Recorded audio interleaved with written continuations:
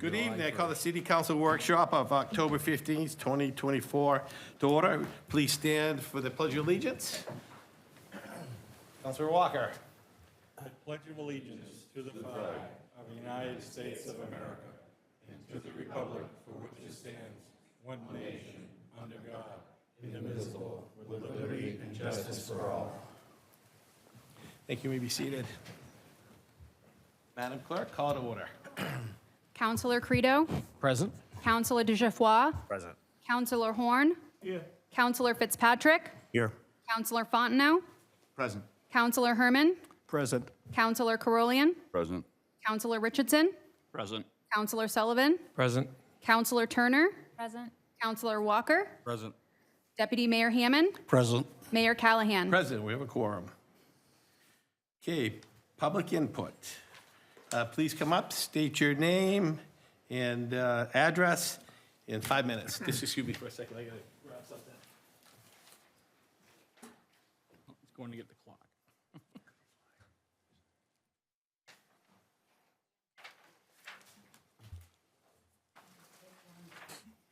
Thank you.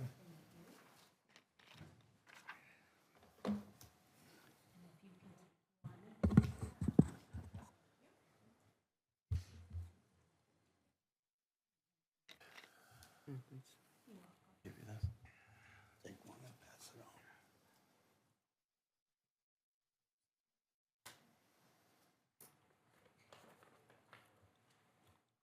All set, Mayor? Yes, please go ahead. Okay. Hi, I'm Carol Petrosevich, Ward 4. And last time the City Council workshop was on Constitution Day, and I arrived too late for public comment, so happy Constitution Day. Everybody can take 10 minutes to read the U.S. Constitution and the New Hampshire Constitution.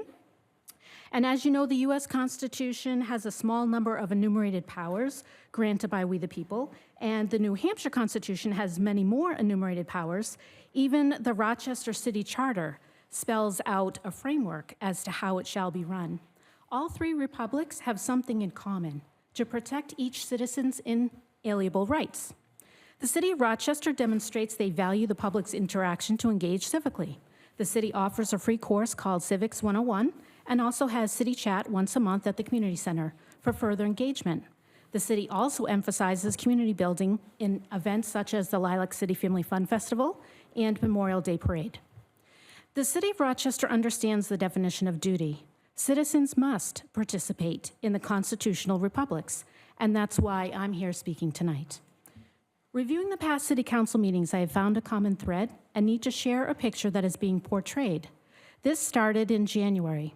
A Ward 6 ward clerk won an elected position, but was removed by you, disenfranchising 219 voters.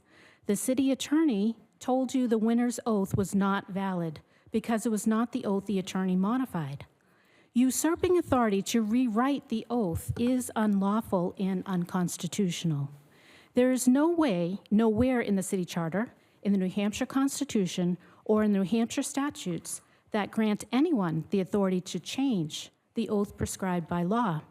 Article 84 of the New Hampshire Constitution, RSA 92:2, and City Charter, Section 65, oath provided by law, are all clear as to the wording of the oath of office.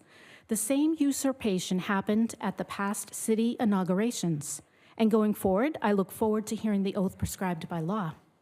From your perspective, it's a blessing to have legal counsel support you, providing guidance that is lawful and constitutional. This same maladvice has also led you to violate a person's First Amendment right, the freedom of religion, when rejecting his Quaker oath to office. I'm sure all of this unlawful advice was not intentional. However, it puts you in harm's way. Now, I understand he advised you, and you were the ones who followed his illegal advice. And in your position, you trust that someone with such a stature as an attorney would always provide sound advice. I do.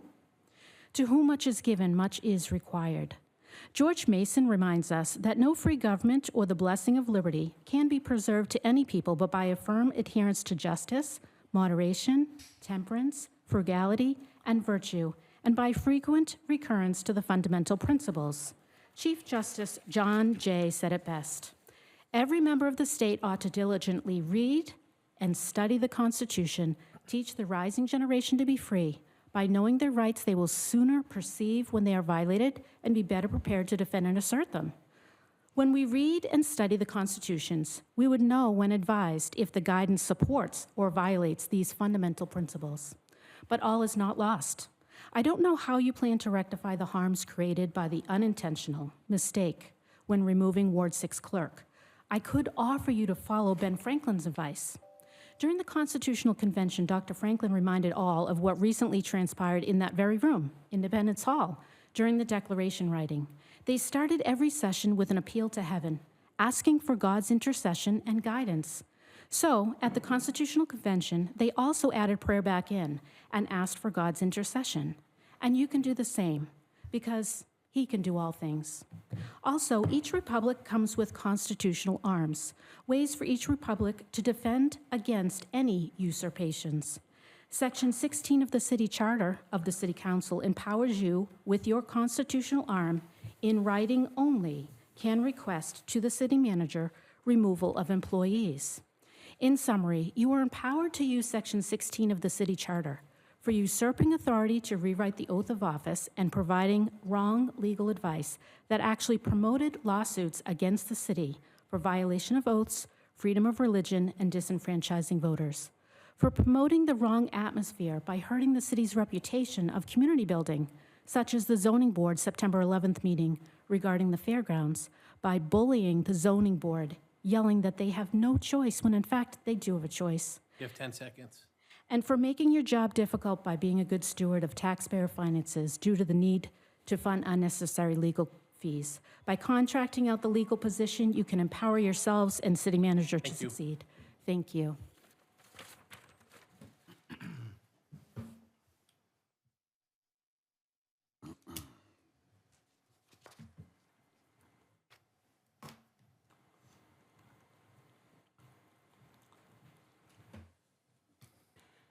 Good evening, Susan Rice, 10 Rod Road.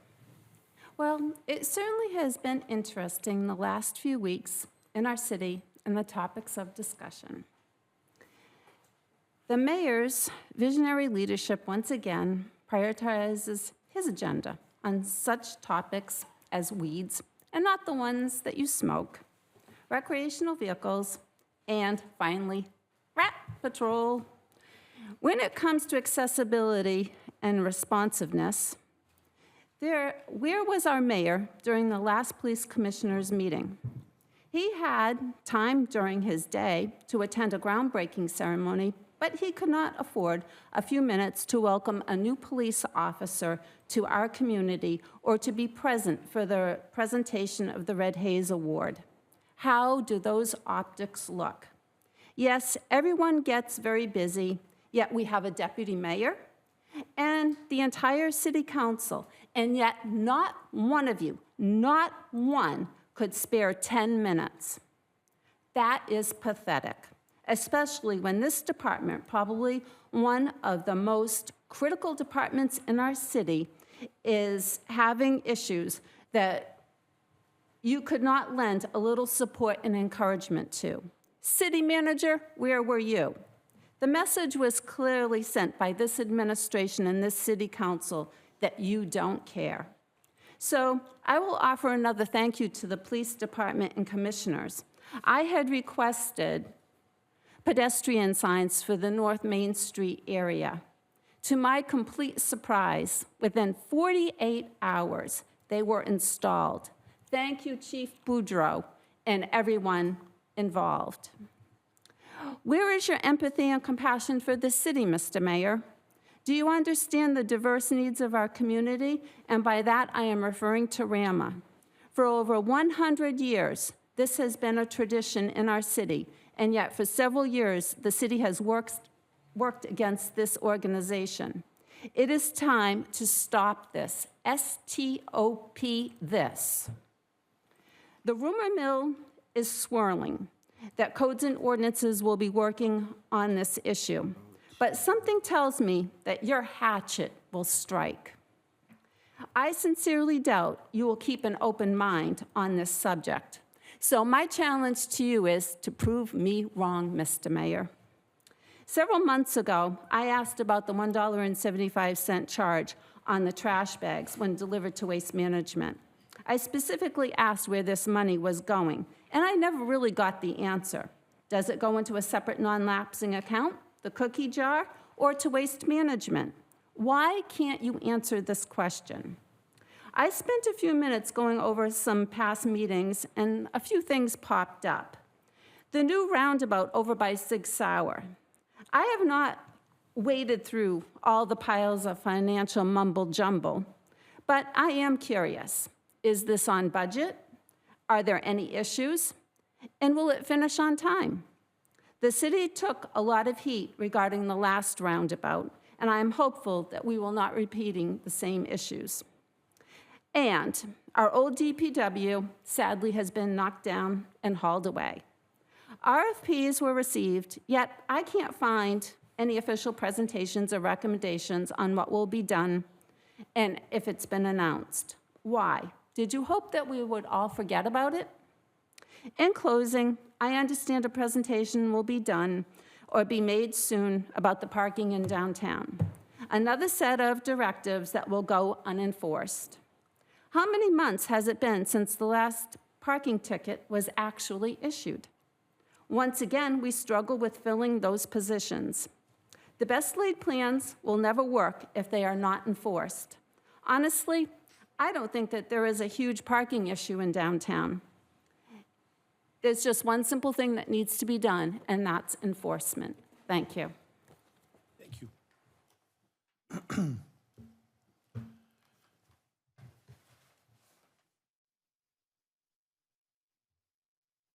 Anybody else? Okay, hearing none, we'll move on to communications from the city manager. Thank you, Your Honor.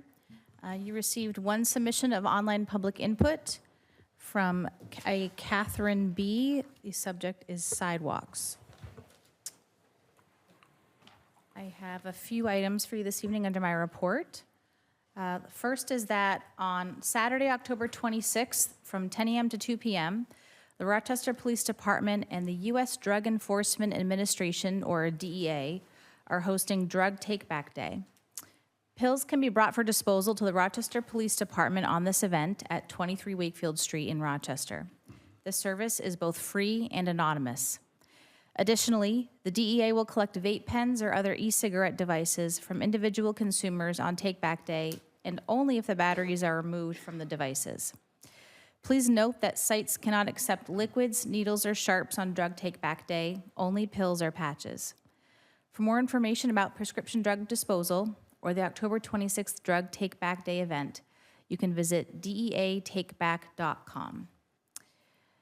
The second item I have is that Rochester Main Street is hosting Downtown Trick or Treat this year on October 25th from 4 to 6 p.m. and the Zombie Walk at 7 p.m. that evening.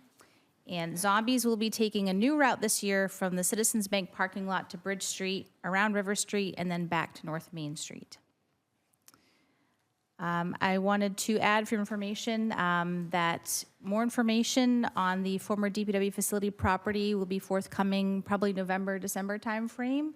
You can expect a presentation at an upcoming city council meeting on that project.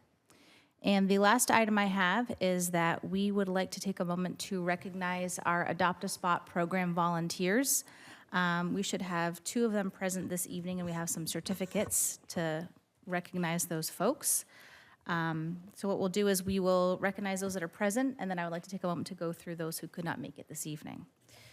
So for the city manager, for the mayor rather, we have Rochester Social Club. Yeah, you want to go down? I didn't want to do this, Greg. Give me a good shot. Right over here, down here. All right. Perfect. Certificate of Appreciation, Adopt a Spot 2024. The City of Rochester presents a certificate to the Rochester Social Club. Thank you for your valued contributions to this program. Thank you very much.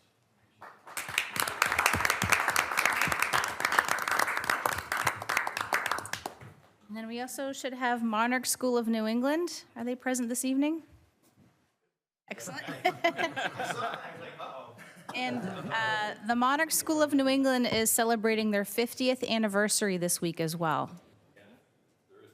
Again, certificate appreciation, Adopt a Spot 2024. City of Rochester presents this certificate to the Monarch Schools New England. Thank you for your contributions to our city. Thank you very much. Congratulations.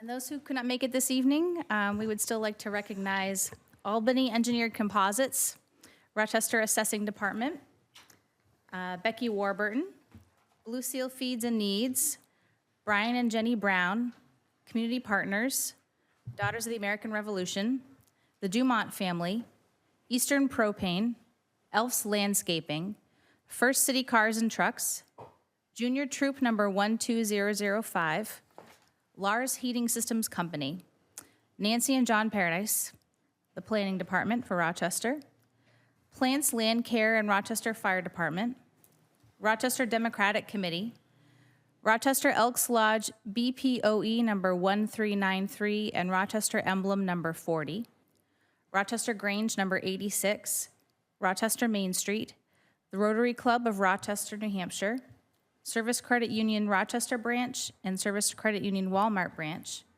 Studley's, and finally SUR Construction and Salmon Falls Decorators.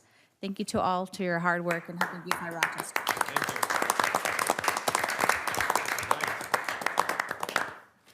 Hey, that's great. That's a perfect segue. You all done? Yeah. Perfect segue into the proclamation.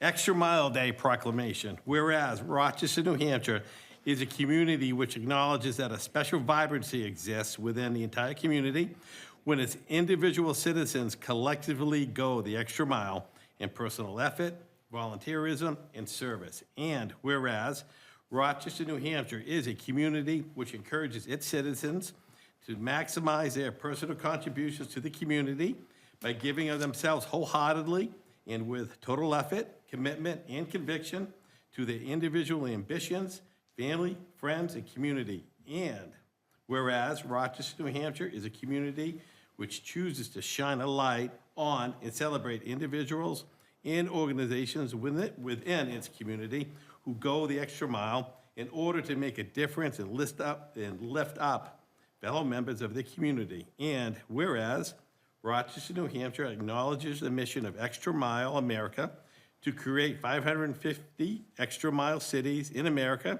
and is proud to support Extra Mile Day on November 1st, 2024. Now, therefore, I, Paul Callahan, Mayor of Rochester, New Hampshire, do hereby proclaim November 1st, 2024 to be Extra Mile Day. I urge each individual in the community to take time on this day to not only go the extra mile in his or her own life, but to also acknowledge all those who are inspirational in their efforts and commitment to make their organizations, families, community, country, or world a better place. Very good. And secondly, we did have a groundbreaking ceremony for a workforce housing complex, 55 units. It'll be down on 125 by the Anchorage, mostly be 2 bedrooms, and they hope they'll be done in this time next year. So it's going to be absolutely a stunning project, high energy efficiency, everything included, 30% of your income. So that was going to be a great project. All right, turn it over to the presentation, City Manager, Self-Directed Work Team on Parking Advisory. Director Scala, good afternoon. Good afternoon, Mr. Mayor.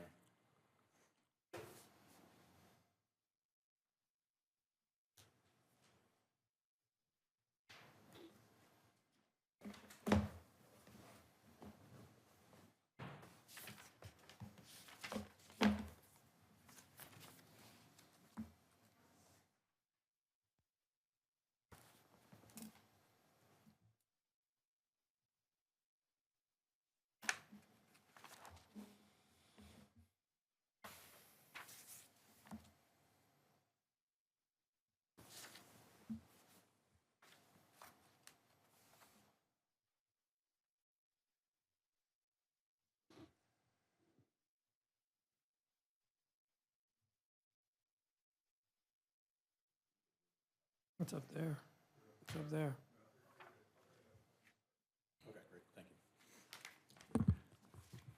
So I'm here today to present to you some of the recommendations that came out of this city manager self-directed work group, which was tasked with looking over future parking needs within the city.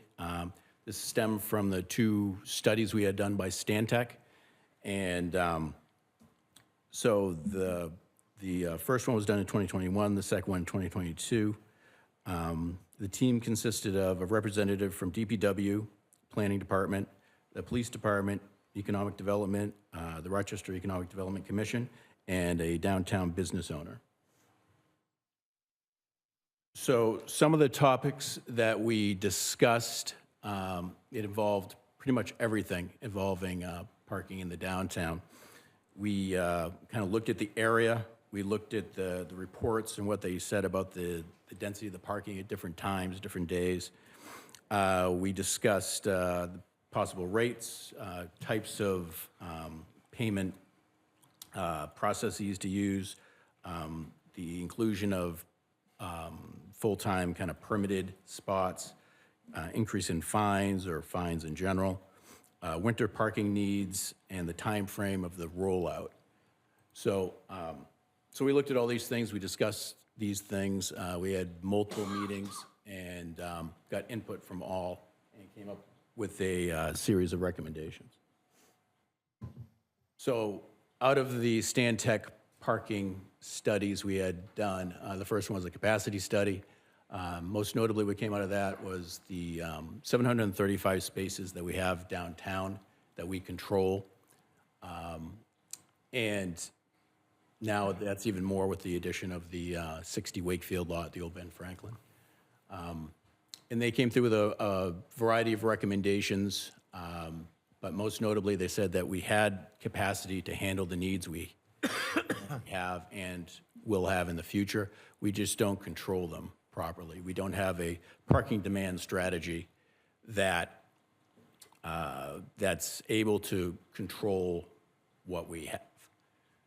The second study we had looked at the possibility of monetizing downtown, a certain section of downtown, to increase turnover and to provide space for the businesses that are down there now to prevent people from, say, parking all day on Main Street when that space could be better used to service some of the businesses, things along those lines, along with a permit program for those people that, say, are remote workers and need to park off-street, providing something for them also.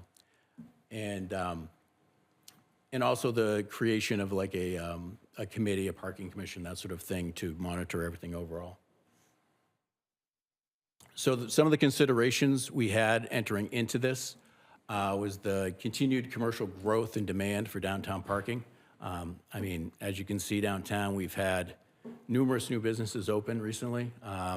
Cinco's, most notably, is increased, even though they have 30 or so spaces across the street, the demand is much higher, so they've been kind of filling up that part of South Main.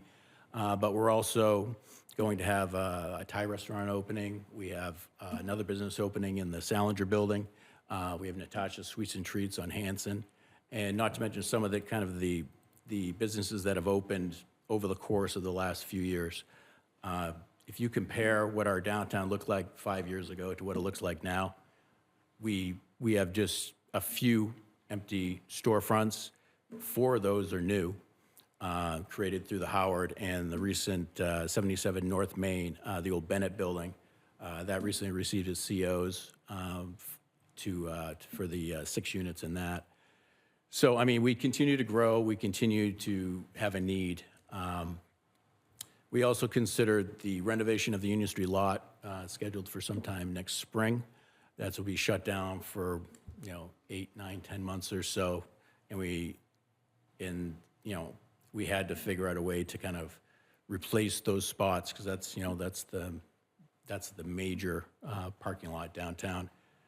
But with the addition of 60 Wakefield, that's an additional 116 spaces for both permit and just regular off-street public parking. So out of these meetings, this is kind of a synopsis of some of the major recommendations we made to the city manager. First and foremost is the creation of a parking commission. We've already started that. We have an ordinance that went before codes and ordinances last month that will be brought to you all at your next scheduled meeting on the 12th. And the purpose of that is to establish the commission that will vet out, make the official recommendations to you all for the overall parking demand study, parking demand management strategy. So what we did was just provide some recommendations to the city manager. What the parking commission will do will be present to you the actual strategy for you to discuss and implement if you so choose. We also provided some suggested parking rates, hours, zones, types of metering, location, number, cost of permitted spaces, enforcement needs, winter parking, all these things that are important, and the rollout, community engagement.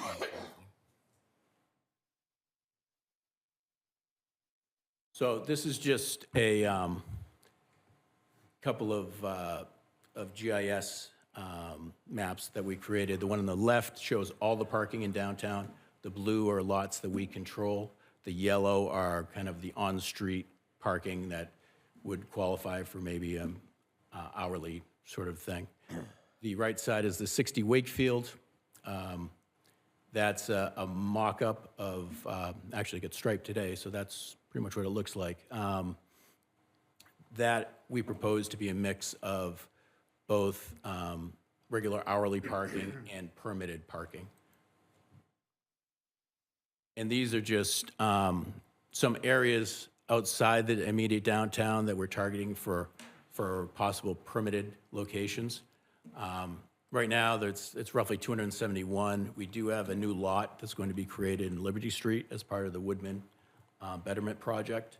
So right behind the library, there's another 30 spots that are going to be created there.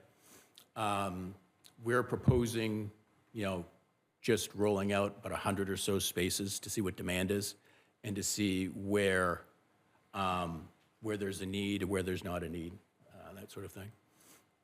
So a couple of the other spots is down Wakefield Street in front of, a little bit down from Profile in front of the church, Columbus Ave, and the lot across the bridge on River Street. This is the southern part. We've got the Congress Street lot, a number of spaces on South Main, the Columbus lot north, we call it, that's right next to the old Knights of Columbus, and then the lot next to the Elks. And these are all chosen because during the study and during our counts, these lots tended to be less full, less utilized, and they're far enough out of town where, they're useful. They probably won't be full, but if people park there, they can still make it downtown. So, we have a significant amount of parking. We just have to manage it better. So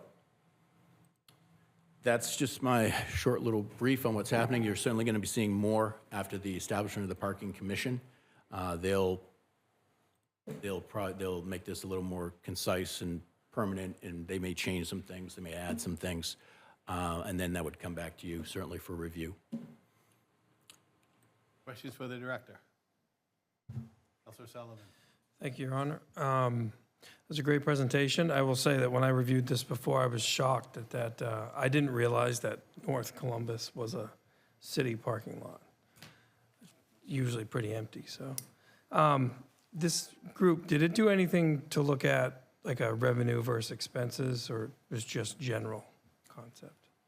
The second study we had done with Stantec, the monetization study, they did kind of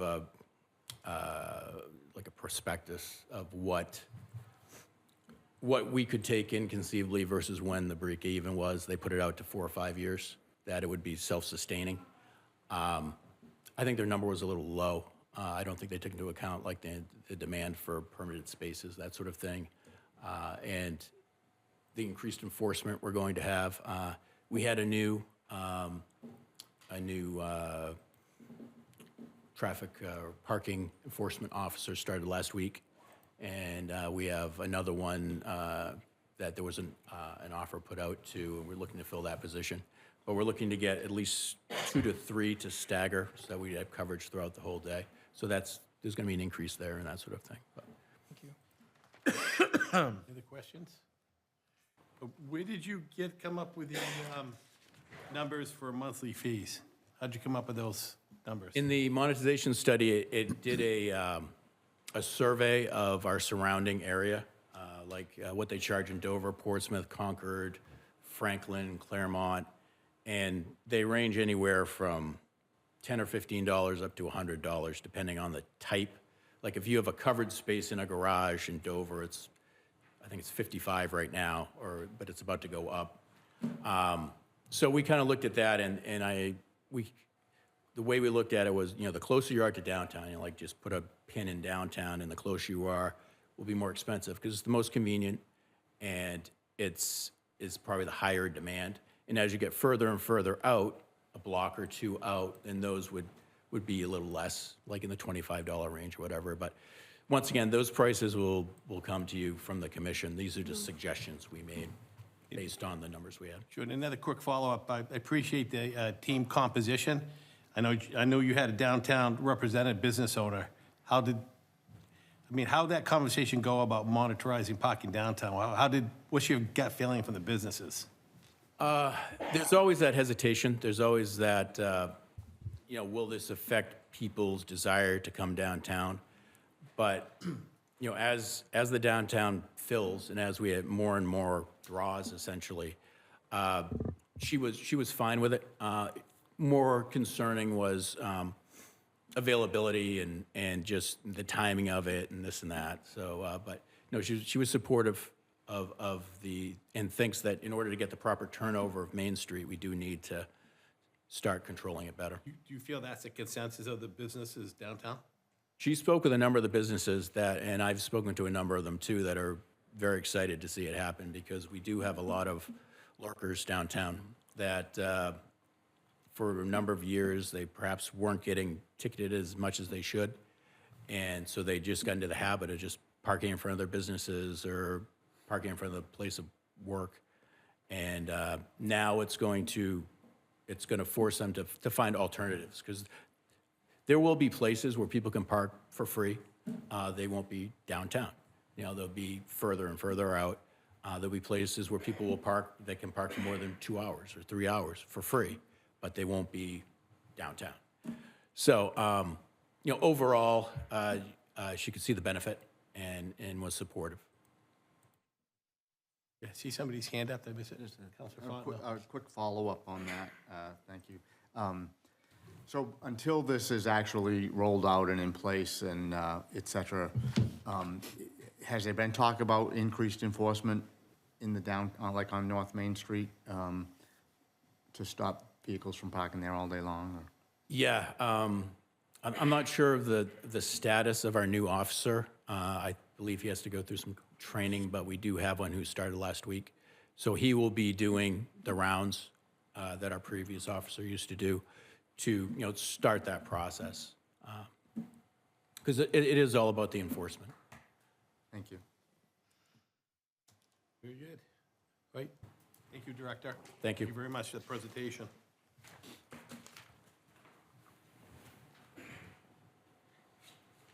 Okay, next up is presentation on the citywide revaluation.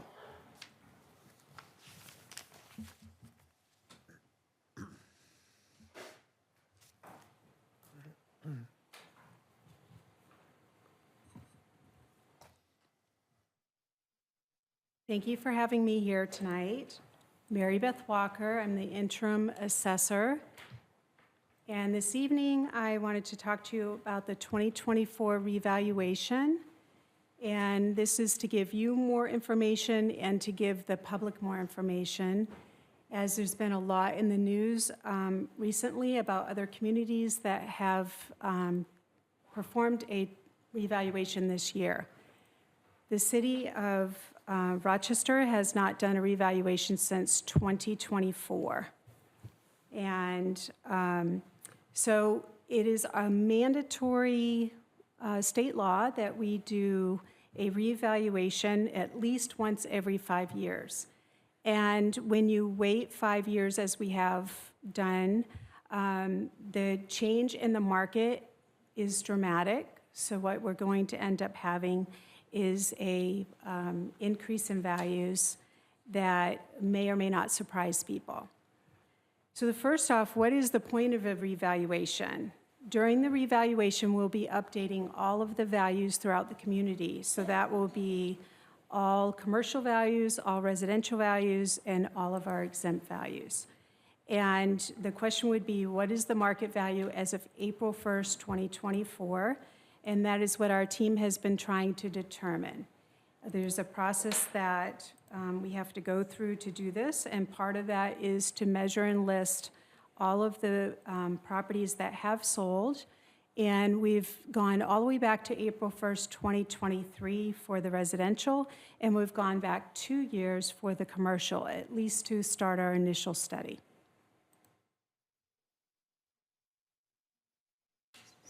So the next slide, we're going to talk about what is the role and consideration of the assessed values that were established in 2019. And so you received a spring bill this year, 2024, and the market value is the market value from 2019. That's when those values were established.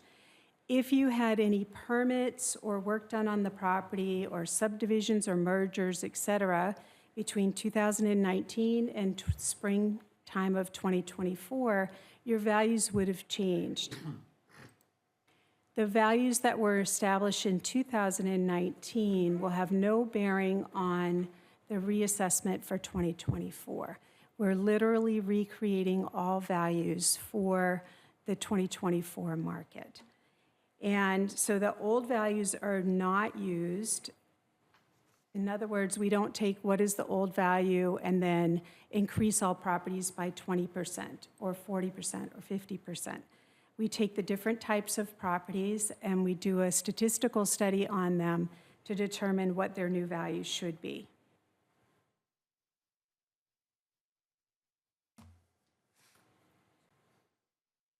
Do all of the property assessments change at the same rate? They do not. And what kind of differences would we be taking into consideration?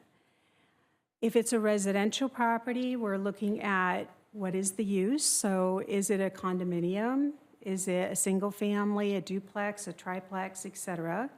What is the age, the condition, square foot, story height?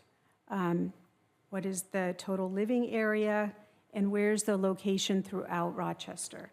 All of those things will have an effect on what your market value will be.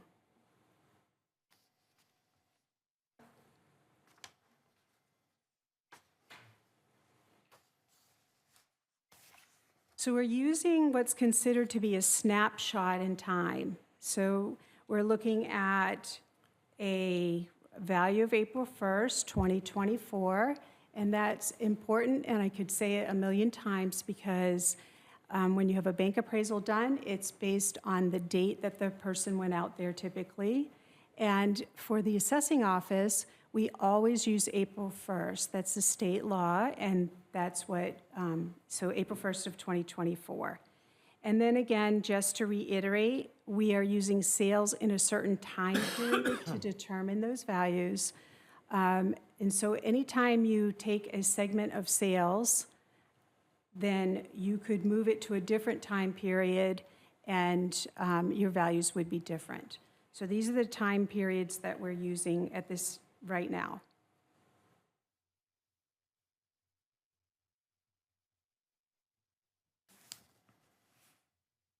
So this slide shows some important information, and I won't go through it completely, but what is really important to know is that where are we starting? And we use median ratios to figure out in the assessing world what we're doing. So the first thing to understand is that we're taking what is your assessed value and we're dividing it by the sale price. And through that process, we come up with a ratio.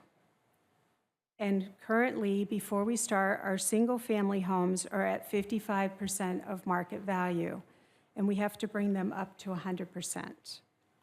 The typical single-family home in this study shows that our median living area is 1,500 square feet, and the median sale price would be $410,000, and the average sale price is $425,000.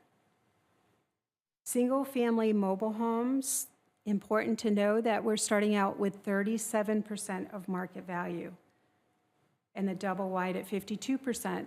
So just in that area, it's important to know, because the single wide most likely will go up more in value than the double wide.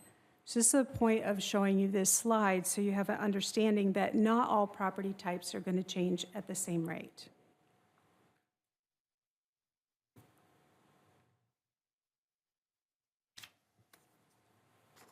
The next slide is a little bit busy. The biggest thing that I wanted to point out to you, this is a 5-year ratio study.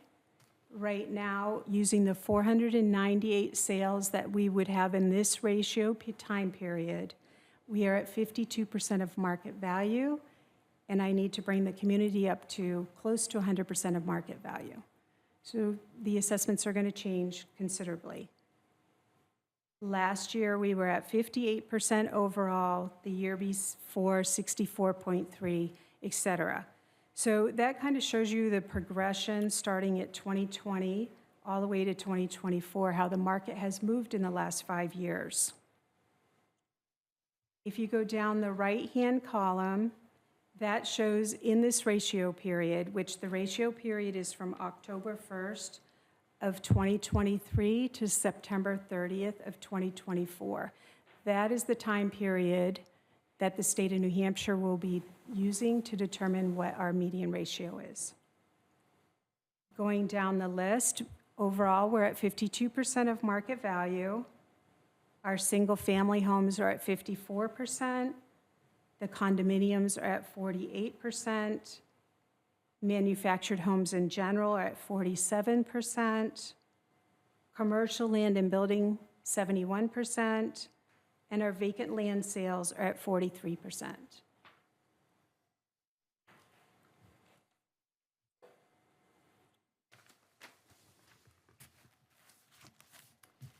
This is just a snapshot in time to show you quarterly how the ratio has changed. So in this year, quarterly, so in the year and a half, we've sort of leveled out. So we have changed dramatically since 2019, but over the last year to year and a half, we're showing that our sales are leveling out a bit.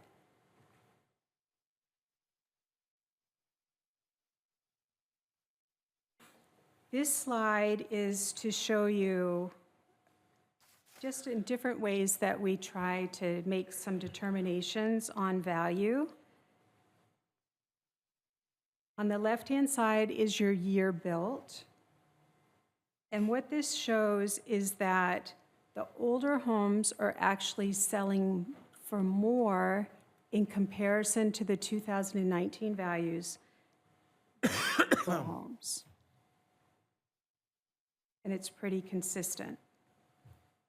If you go to the total living area, that shows that your 630 square foot to 1,000 square foot is around 53% of market value before we start. But going to the bottom, your 3,000 square foot is at 70%. So the smaller homes are selling for more in comparison to 2019 than your larger homes. So what does this mean? If you have a larger home, most likely it's not going to increase as much in value percentage-wise as the smaller homes are.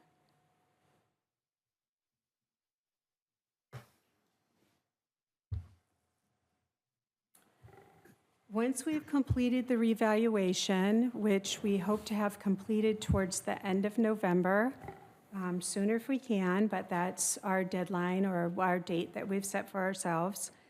The state of New Hampshire will set a tax rate. What you'll see is when we put the values out for your consideration, that your value probably has changed quite a bit. It may have doubled, it may have tripled in value, but the tax rate itself will go down. And you need to remember that the budget has already been set. So typically during a revaluation of this magnitude, the tax rate will go down. And we won't have a set amount until the state sets the tax rate, and that happens later. Once you receive your tax bill, you can file for an abatement if you do not believe that your market value represents April 1st of 2024. So when should you file for an abatement? You would ask yourself, could I sell my property for what it's assessed for? Does the assessing department have the correct information on my property? And you can go to our website and look at your property record card and try to look through it and see if we have correct information. How much are other properties that are similar to mine selling for, and what are they assessed for? Are they assessed similar to mine? You have until March 1st of 2025 to file for an abatement if you decide to file for an abatement. We will have the sales available on our website that we've used, and we also will be open and available for people to call us or to come in and ask questions. And finally, it's good to let you know what our exemptions and credits are available throughout the community. We have elderly, disabled, the blind, and the solar exemption. Anyone that we knew had solar power, we did send out a letter with a form asking you to sign it and get it back into our office so that you can, if you're eligible, be able to receive the solar exemption. That is a new exemption for this year. For our credits, we have the veterans credit, and then we have the 100% permanent disabled veterans credit, and we have a disabled credit. And each of those items do have information that you would have to meet certain requirements to be able to receive those. If you have not filed for an exemption or credit for 2024, you are not able to for 2024, but we do encourage you to seek out the information, and our deadline is April 15th of 2025 for the 2025 tax year. So that's what I have for information. Thank you. Questions for the interim? Go, Tim. Counselor Button. I have a couple. Thank you very much. Thank you for the presentation. And I'll start out by saying that I know this is not your fault. I understand exactly how this process works, and I sympathize with your position because it's a tough one when when the new values come out and people are trying to struggle with that. So one of the things I think I don't know if there's any way as a city, as a council, if there's any way to address some of the things. And I see a similar pattern happening as happened in 2019 in that because of the ratios, residential values have gone up more than commercial and industrial values. And I'll give a particular example. I remember in 2019, because I get a lot of calls right after the assessments come out, because people want to file abatements, and I have to explain to them just what you did about what the value of their property is. And so one of the complaints was that, okay, my assessment went up by $50,000 in 2019. And at the same time, the McDonald's on Wakefield Street assessment went down by $150,000. And I remember saying, well, the price of hamburgers hasn't gone down, and the length of the line of cars in the drive-through hasn't gone down. So how is it that the value of that property went down? And it's simply the square footage of commercial or retail restaurant values have decreased.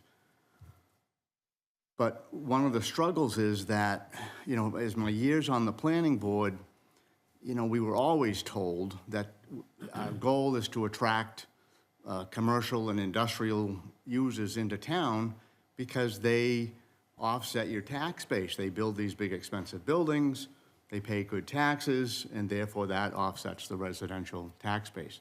That seems to be flipping.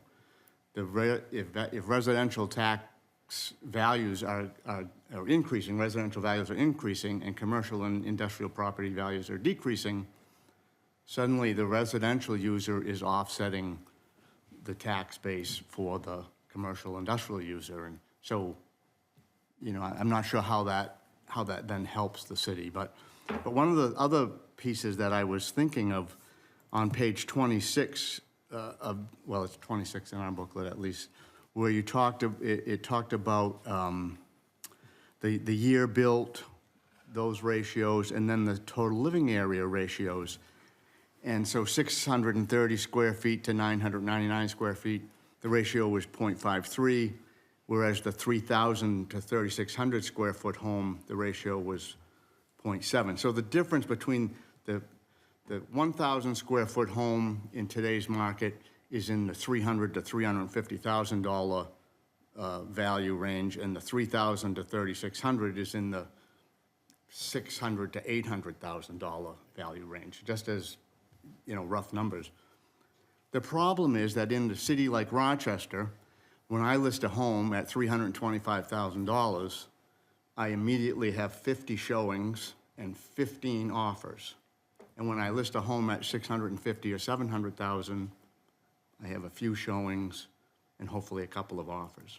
So the demand is much greater on those lower priced homes because more people in our community can afford those homes, right? If the average incomes are $60,000 or $70,000, that's the homes that they can afford.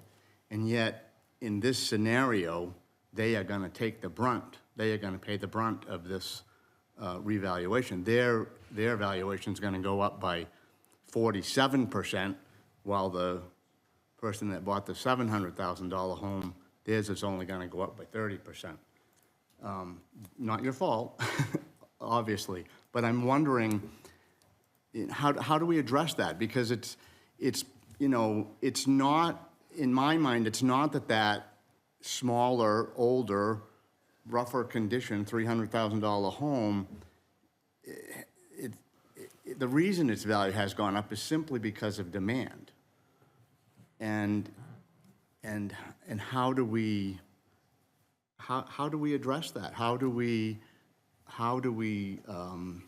try to equalize that fact that if it was a simple per square footage formula, all right, everything was $197 a square foot, and now it's $270 a square foot or something. If we were simply using that formula, then the more expensive home would go up proportionately the same as the smaller home.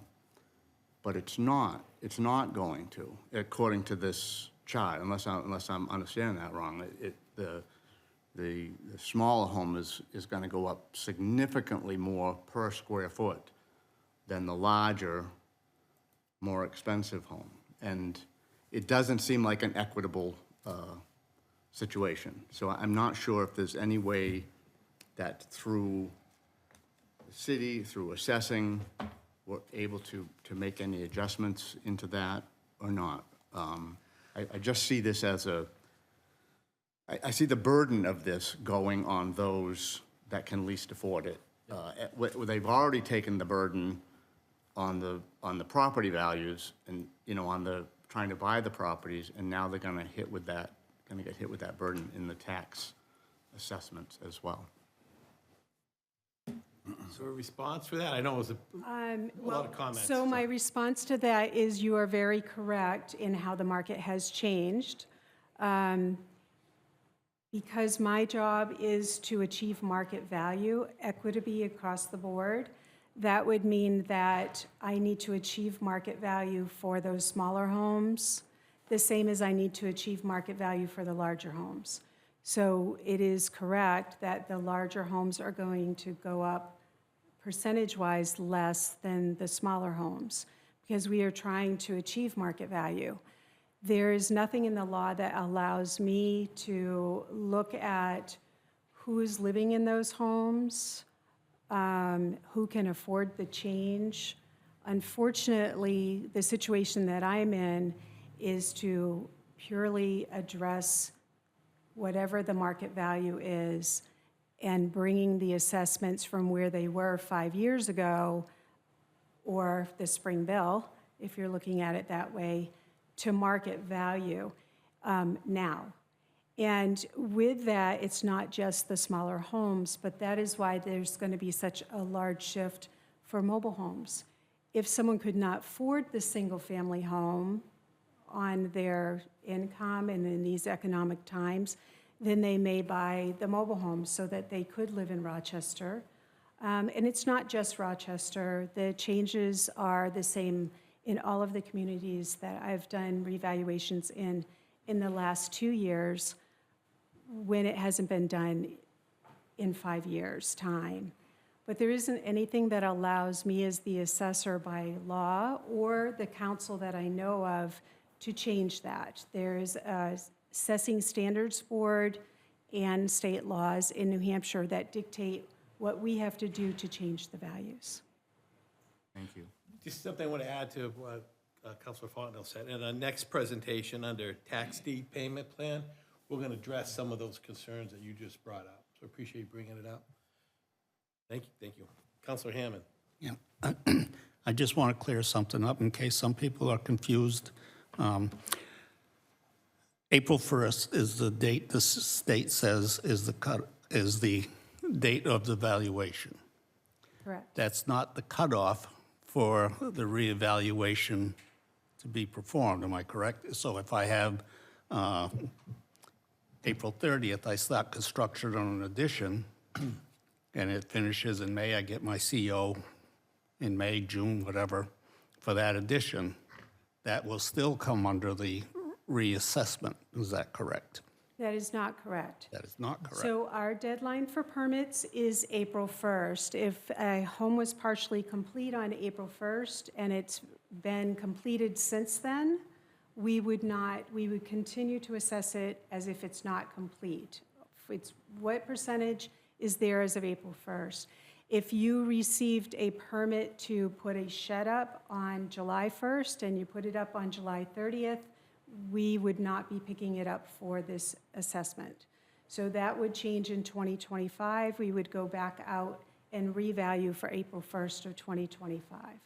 So April 1st is our deadline for completion of permits. Okay. Councilor DeJarbois. Thank you, Ms. Walker, for all the information so far. I have maybe it's a two-part question, partly for you and partly for Mr. Sullivan. Obviously doing this every 5 years is a really big shock, and I assume that there's a substantial effort and cost involved with doing the revaluation, but are there any plans to do the revaluations more frequently so that we don't have such large jumps for people? And then also the second part of this to Mr. Sullivan is, does this 5-year cycle as opposed to a shorter cycle have any bearing on our ability to do long-term financial projections for the city budget? So I'll address the first part. How frequently you do a revaluation is dependent on, do you have someone in the assessor's seat that is capable of doing the revaluation? And then if that person recommends to the council or finance committee that a revaluation is due or needed, then it would be up to the council to say yes, that we can go ahead and do one. So the second part of your question, what you have to recognize is there's two pieces. One is the valuation, which is the denominator of your tax rate. The amount to be raised by taxes is the numerator. When we're doing our budget adoption, we build the budget under the guidance of the tax cap to set the amount to be raised by taxes. So in that projection, we don't really look out to see what the revaluation numbers are going to be, because the amount to be raised by taxes is going to be the amount to be raised by taxes based on what the tax cap yield is every year. We do try to put some forecast in the annual budget to see if there's any new ads that sometimes come on during the year that aren't part of a statistical wide revaluation, and you do pick up some permit value. But to have a cyclical cycle or something that does something revals over a period of time, so you don't have this one large 5-year would help in adding some assessed value, keeping that assessed value, so we keep the tax rate kind of. Now, in this case, the tax rate is going, and people have to keep this in mind too, the tax rate's going to drop significantly. The values are going to go up, but the tax rate won't stay at 25.74. I'm not going to venture, I guess, on what that is. I'll defer to Mary Beth for that, so that's kind of a long-winded answer to the question. Thank you. Follow up, go ahead. I do. Could you explain the abatement request process? Who approves those? Is there an appeals process involved if you get denied? Yes, so the deadline is March 1st after any tax year. So for this year, it will be March 1st of 2025 for the 2024 tax year, and you cannot file until after you receive your tax bill.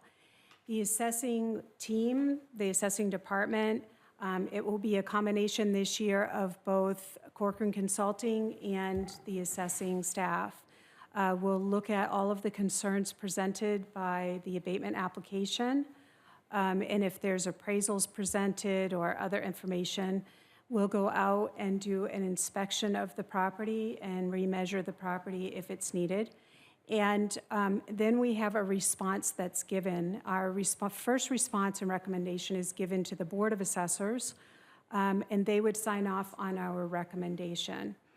From there, there is an appeal process that before September 1st of 2025, a property owner could file with the Board of Tax and Land Appeals or Superior Court if they felt that they still weren't satisfied with what their value is. Thank you. One last one. I think we'll very good questions. The last question is, I know you spoke a little bit about the variables and how they're weighted, and that's set by the state, as I understand it, what factors you take into consideration. But is the time period of the analysis, I think you said 1 year from April 1st, 2024 back for residential, 2 years for commercial, is that fixed by state law, or is that at the city's discretion? So the state does not set even what variables we use. It's the Assessing Standards Board that requires us to follow IAAO standards. And through that process, without getting into a lot of detail, there's a set process that we have to follow, but the goal is to be at market value. They require us to be between 90 and 110% of market value, with the goal always being 100% when you're doing a revaluation. And I think I forgot the second part of that question. It was really just, does the city have discretion in terms of how far you go back? I mean, is that board or is that standard you follow, does that prescribe 1 year for residential and 2 years for commercial? So we want the closest sales to April 1st, the same as if you were doing a bank appraisal. Mm-hmm. And the state of New Hampshire will use 6 months before that and 6 months after that to come up with our median ratio, hopefully close to 100%. When we do a study, when I do a study as a certified New Hampshire assessor, I typically will go back to April 1st of the year before Or if the market's been moving really fast, I may use sales from July 1st to July 1st so that I'm capturing as close to April 1st as I can. The purpose of going back further with commercial properties is they don't change as much unless there's different types of economic influences on them. So if we go back 2 years, then we can capture more sales, local sales, because we do have New Hampshire sales that we will look at and take them into consideration. But we want to use local sales if we can. So if we go back 2 years, then we have a wider range of sales that we can use, bringing Rochester's market closer to what would be market value as of April 1st. Thank you. Thank you. Councilor Sullivan, do you have a question? Thank you. Yeah, well, after all those follow-ups, some of it got, Unanswered? some of it, but it was about, we'd heard at the Finance Committee that there was that target range of 90 to 110%. And my question was, in the interest of buffering the shock factor when you're at 53%, is that the guidance that the city should be using, the assessing office, when they have the feeling that we're below 90, then we should trigger the next revaluation? Typically, in communities that I have, if we get below 90%, then they'll consider doing a revaluation. Yeah, thank you. Thank you. Councilor Fondell. Thank you. So, yeah, I wanted to clarify and kind of talk about doing the revaluations more than every 5 years, too. You know, historically, real estate values went up about 2.5% or 3% per year. So 5 years would be between a 10 and a 15% increase. This year, the September numbers just came up, and we're up 17% from September 23 to September 24 in New Hampshire. So, you know, we're having these leaps and bounds increases over the last 5 years. It's not typical, you know. I can't imagine it going into the future at this rate very far. In the past, before the state changed the law and said you had to do them every 5 years, I remember when Rochester hadn't done it for 20 years, you know, back in the 70s and 80s. So it used to go a lot further than that. But again, I think the 90% rule may be a good way to watch for that. If we do have a huge increase over the next 2 years or something, we try to catch it again. Thank you. Madam City Manager. Thank you, Your Honor. Chief Walker, oftentimes there can be some confusion with tax years, especially in regards to revaluation and tax bills. And as we know, City Council recently increased the limitations and the amounts of many of our exemptions. Could you please clarify for our viewing public on when those go into effect, which tax bill? I know we have on here the application deadline. Yes, so the City Council voted in a new set of guidelines for our elderly and our disabled, and those will take effect for 2024. So somebody who already has been approved for those exemptions, they will receive those increased amounts for the tax bill in 2024. Thank you. Councilor Carlorian. Thank you. Thank you for your time tonight. For the new homeowners out there, could you just explain what they can expect for the actual process of this? Is it a curbside, or are they going to expect a knock on the door to come inside? The people that aren't really familiar with this process, could you just explain that real quick? Yes, so we will continue to visit the sales as they occur, but we have visited all of the sales at this point in time. And typically what we would do is go to a property that has sold, and we knock on the door, and we ask to measure the exterior and to do an inspection on the interior. If no one is home, we'll measure the exterior, and we'll leave a card for the assessing office asking them to call and make an appointment. And if it's not a good time, we also leave that card. If there's no trespassing, we do not go on the property at all. We typically will try to send a letter. Thank you. I had just one last. Do we know when we're going to actually see? She said hopefully November November, and the tax rate will be set? by DRA. Right, but the date, Go ahead. You can ask her. dates, Yes, so we expect to have the revaluation done no later than the end of November.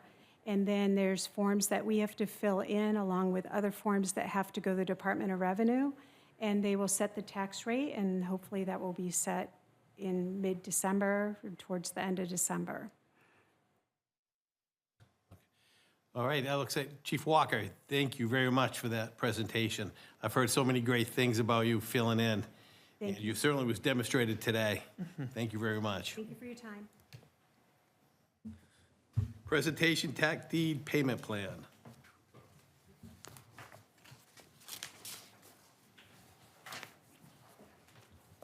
Good evening. I'm Rachel Lochner. I'm the tax collector for the city of Rochester. I'm here tonight to seek authorization to enter into payment arrangements on behalf of the city with our taxpayers that are at risk of tax deeding. Just a quick overview, tax deeding can occur 2 years from when we lien a property, so it's about 2.5 years from the date of the last tax bill due date. Historically, the tax office has always entered into payment agreements with residents, but as a new tax collector with some new city council members, I did want to formally make the request. For this year, I'm deeding tax year 2021. We currently have 109 properties on that list, so I'll be sending out tax deed notices this month, which will give them 30 days to pay. The payment plans that have previously been entered into, they didn't have strict payment guidelines. So what I am recommending is with two approaches. First, for the people that are already behind in their property taxes, these are people that have been on payment plans for a certain amount of years, but maybe their payments weren't enough or the interest just kept compounding. We're going to take the total balance due, including calculating the future interest that will accrue, and give them a maximum of 5 to 10 years, depending on the balance to completely pay everything up to date. So they're not just having another year and another year accruing. So that plan, it will require a monthly amount towards the oldest and then pay all the current bills as they come out on time so they can eat away at that balance from both ends and get paid up. Second, for the people that only owe 2021 and newer, I'm proposing just a simple extension until the next year's deed date. So it would give them more time to pay 2021, but it wouldn't allow for exorbitant amounts of interest to accrue. We are working, I've had meetings with city manager, assessing, legal, welfare, and finance to increase the awareness, as Mary Beth touched on, the exemptions and the credits to get those resources to people before they're in the situation where it's in dire need. Does anyone have any questions for me? Councilor DeJavois. You know, I got questions. Oh, how many? One so far. Great. Thank you for the overview. I appreciate that you put the state law RSA 8076, and it says the collector shall execute the tax deed 2 years after the execution of the tax lien, but then it goes on to say essentially the municipality can waive that for any other reason that would be contrary to the public interest. Obviously, it's in the public interest to not be putting people on the street, right? And I'm all for that, but I do wonder, and it goes on to say, such a decision shall not be made solely for the private benefit of a taxpayer. I wish the city attorney was here. I don't know if anyone else from the city staff is able to speak to this, but is there any risk here of any perception of unequal treatment in how this is being applied for some people rather than others? Does that expose any challenges here, legally speaking, for someone who didn't have this, the benefit of one of these plans, maybe having an issue with this being done for others? We have always had payment plans in the tax office, so I do want to be clear. Many of these people that are on the list to be deeded have been on a payment plan for an extended amount of time. So, I mean, we would be fair with everybody gets a chance to have a payment plan. Thank you. Thank you. I could add. Yes, please. Just one more item to that, Counselor, is that back during COVID as well, the city had authorized a pause, so to speak, on tax deeding, and that it was extended for a period of time. So the city, in part, fell a little bit behind on the deeding out of consideration for public good, public benefit during that time frame. So then that does snowball a little bit where folks, in cases that they're not paying their taxes, that interest does need to accrue, which then makes it much more difficult to become whole. So it helps that immediate need, to your point about not needing to deed properties. But then to the tax collector's presentation, in that she demonstrated a nice graph here for us, that it can then make it much more difficult to pay back what is owed with the interest that's accrued under state law. Thank you. Question? Anything else? Thank you very much, presentation. Thank you very Nice to see you up here. All right. Turn it over to department reports. Any questions for the city manager on department reports? Okay, hearing none, there is no non-public meeting tonight. Without any objection, I adjourn the meeting. Meeting adjourned.